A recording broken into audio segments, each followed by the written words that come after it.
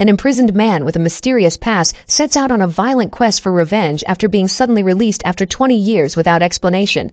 It's October 8th, 1993, and we meet this guy, Joe Doucette. He's a top executive, but from the looks of it, he never really got the memo about growing up and maturing. Little wonder his wife left him. The guy is literally taking alcohol at work, slurping it like he's drinking a smoothie or something. And guess what? He thinks it's okay to miss his own daughter's birthday party because she's only 3 years old and couldn't care less if he was there. Well, if I had a father like this, I wouldn't care less either, even if I were 300 years old. Anyway, this evening he has dinner with a potential client. And it's really important that he reels this guy in, or as his boss told him, he's screwed. Now the thing is, Joe is a salesman, so he does reel the client in. However, he goes and screws up the deal by making a move on his client's partner when he gets up to use the bathroom. When the guy gets back, though, he's not having it, so he lands Joe a sweet slap on his face for his efforts. No gainsaying he lost the deal, and now he's dead meat.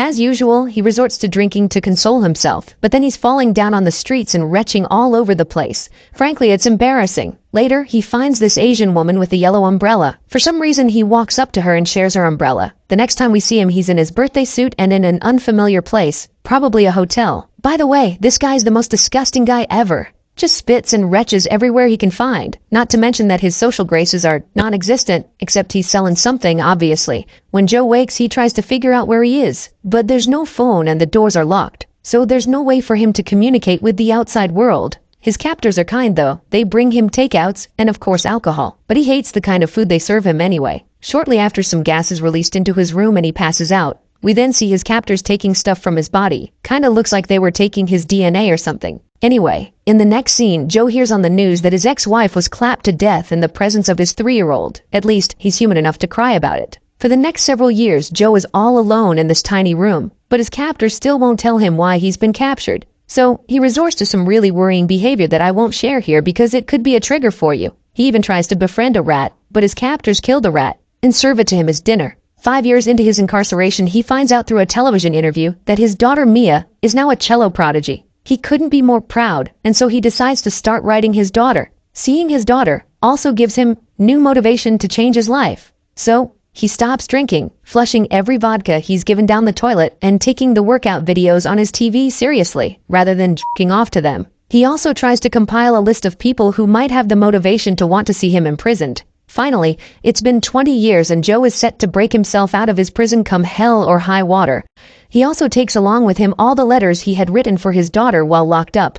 On the day he chooses to break out, though, he sees an interview of his daughter Mia on TV, where she says she could try to forgive her father if she ever sees him again. At that moment, Joe's room is sprayed with chloroform, which causes him to pass out. When he wakes, he finds himself in a luxury Louis Vuitton box. He's been shaven clean, got this dapper suit on, a cool pair of sunglasses, some cash, a phone which has a timer on the display, and most importantly, his letters to his daughter. When he climbs out of the box, he sees the woman he met before his abduction. But just as he's about to reach her, he's accosted by these guys on a playing field. Immediately, he swings into action and beats the living crap out of each one of them. In the end, though, he misses the woman and instead meets Elizabeth Olsen, our very own Scarlet Witch, love of all our lives. In this movie, her name is Marie Sebastian. Also, she's a nurse. She offers Joe her help, but Joe refuses, although he does collect her business card. After leaving Marie, he keeps searching for the mystery Asian woman with the yellow umbrella, but he doesn't find her, and so he goes to look for his friend, Chucky. At Chucky's bar, Joe narrates his entire ordeal.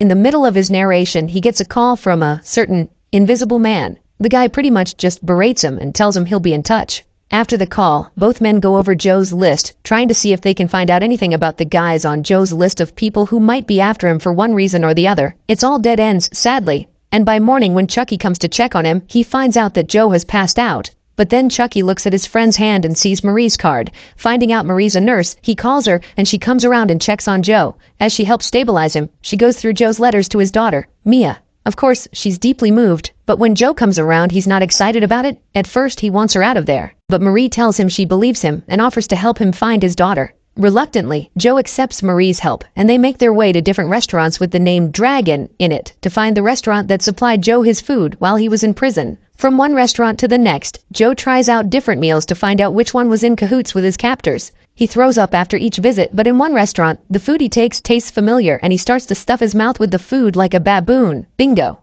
Few minutes after he's had his meal, this big guy dressed in all black walks into the restaurant and picks up a massive order. So he walks into the back of the restaurant, flinging anyone who dared to stand in his way like some speck of dust. He then jacks a bike from this young man and follows the guy who came to pick up the order into some kind of warehouse. Once he gets there, he bursts the eye of the guy he was trailing. I'm not talking about just giving him a black eye. He literally offs this guy with one blow of his hammer.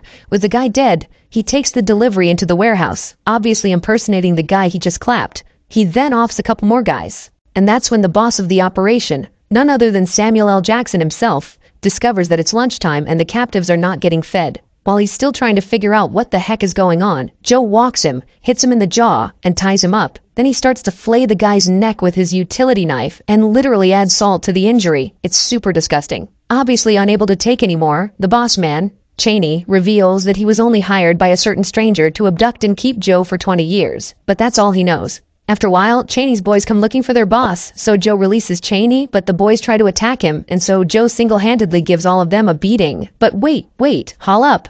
Workouts are different from fighting classes. How come Joe is locked up for 20 years with nothing but workout and yoga videos and suddenly he's freaking John Wick? This guy literally claps about 20-something guys coming to attack him. I mean, how? Anyway, he does get stabbed in the back though. I mean literally. And then once again with a knife in his back, mind you, he beats the crap out of another set of 20-something guys who come to attack him again. Alright, now this is just ridiculous. Anyway, he makes his way out of the warehouse, after which he collapses outside. But then these strangers pick him up and drive him down to his friend's doorstep before vanishing again. Later that night, Marie comes along with her doctor friend Tom to check on Joe. Tom thinks Joe should be taken to the hospital, but knowing Joe's history, Marie says no. Tom can tell she's getting rather involved with Joe, and he's not comfortable with it, mostly because he's in love with her. Like, it's so blindingly obvious. And Joe tells her the same thing, but Marie says they're old news and the topic changes from there. Is there going to be a thing between Marie and Joe? Romantic styles? Dudoy. Anyway, Joe pushes her away, telling her not to come back, which we know is Hollywood speak for, I care about you, but I don't want to hurt you, and I know I will hurt you if you continue to stay around, so go. So shortly after Marie leaves, Joe gets a phone call, and when he tries to call the number back, a phone rings in the bar. And that's how he finds out that his abductor, the stranger, and the Asian woman with the yellow umbrella are in Chucky's bar with him. As usual, his fighter instincts kick in, but he's not prepared for the fighting machine that is the Asian woman. In fact, it turns out she's the stranger's bodyguard. The woman kicks his butt from here to Pluto and back. By the time she's through, he's the definition of black and blue. The stranger tells Joe that he's with his daughter and then makes him an offer. He will give Joe the videotape of himself raping and clapping his wife, $20 million worth of diamonds, and the pleasure of watching him clap himself. But Joe has to answer two questions correctly. 1. Who is he? And secondly, why did he imprison Joe for 20 years? He has only about 46 hours to do that, else Mr. Stranger is going to off Mia and he gets nothing. To prove that he's not joking, Mr. Stranger gets his goons to show Joe a live broadcast of Marie being held captive. Once Stranger releases Joe, he races to Marie's house only to find Cheney and his boys have Marie prepped like she's roast turkey, waiting to be ravished on Thanksgiving. Inside the house now, Cheney has his boys hold Joe down and prep his neck for flaying just like he did to Cheney back at the warehouse. But just before Cheney can begin, he gets a call from Mr. Stranger, along with a bag of cash. And so Cheney changes his mind. Joe soon gets a call, but it ends before he can take it. It suddenly dawns on him that every time Mr. Stranger calls, the same song plays. Using Shazam, Marie helps him find that the song playing is a theme song of Evergreen Academy. Unfortunately, the school is now closed, but Joe and Marie take a drive down to meet with the headmistress, Miss Edwina Burke. Turns out it was a school Joe once attended. At Burke's house, Marie goes in to speak with the headmistress about Joe, while Joe tries sneaking into Burke's house. While there, Marie pretends to be working with an NGO that fights for wrongly convicted felons to get freedom. As Marie continues to speak to Miss Burke and discover that Joe was a selfish jerk in high school, Joe finds his yearbook and stumbles on a face that looks very much like that of Mr. Stranger. His name? Adrian Doyle Price. After Marie and Joe leave Miss Burke's place, they try to check out the school, but it's locked. So, they decide to come back at night. In the meantime, they check into a motel and try to send Chucky a picture of Adrian to see if he could recognize him. Apparently, Joe, Chucky, and Adrian all went to school together. Shortly after, Marie comes to play nurse and treat his stab wound. Mind you, she's clad in only one itsy bit of towel and fresh from the bath. Of course, the obvious happens, and guess what? Mr. Stranger, who we find out is Adrian, watches every bit of it from his house. Ew, perv. Meanwhile, Chucky finds out something about Adrian and tries to warn Joe about it. Apparently, Adrian had a sister and the whole shebang is about his sister, not Adrian, whatever that means. But Adrian intercepts Chucky's call and deletes his voicemails before Joe can listen to them. In the next scene, Adrian gets into Chucky's bar and strangulates the poor guy to death. Meanwhile, Marie and Joe break into Evergreen Academy. There, they go through Adrian's school records and learn that Adrian had a sister, Amanda. That's when it rushes back to Joe. As we learned before, Joe had always been a jerk from high school, so he used to bully Amanda. No surprise there. However, what he's about to unveil is even more shocking as we learn from Joe's flashback that one night Joe caught Amanda and an older guy having sex in the school's greenhouse. But when we later do some digging, guess what we find? That man was Amanda's father. Of course, Joe tells the whole school because he just has to be an idiot about it. But to be fair, he didn't know the man was Amanda's father at the time. Be that as it may, after the scandal, Amanda's father moved the entire family to Luxembourg, where he murders his wife,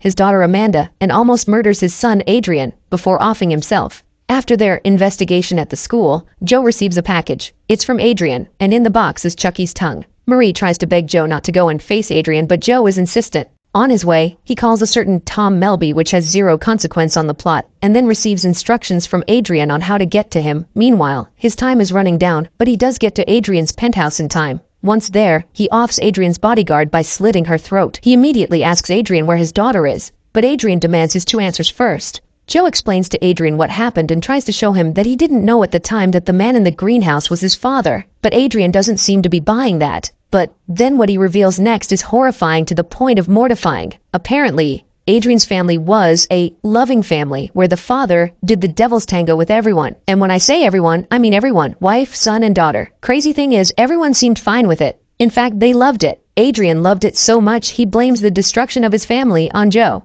Anyway, Adrian declares that he's won, and now it's time for Joe to receive his prize.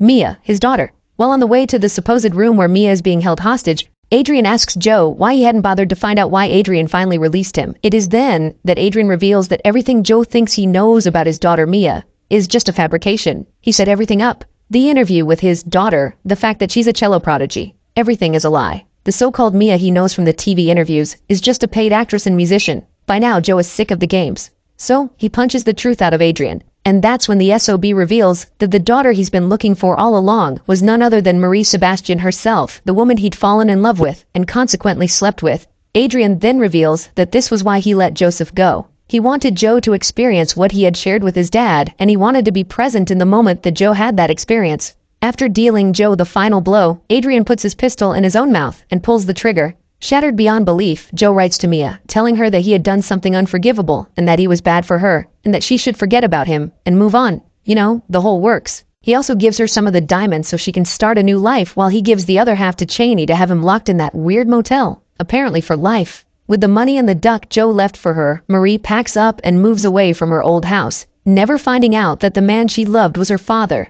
Joe, on the other hand, goes back into his prison, but this time he's his own prisoner. Revenge may be sweet, but holding a grudge for 20 years is just indigestion waiting to happen.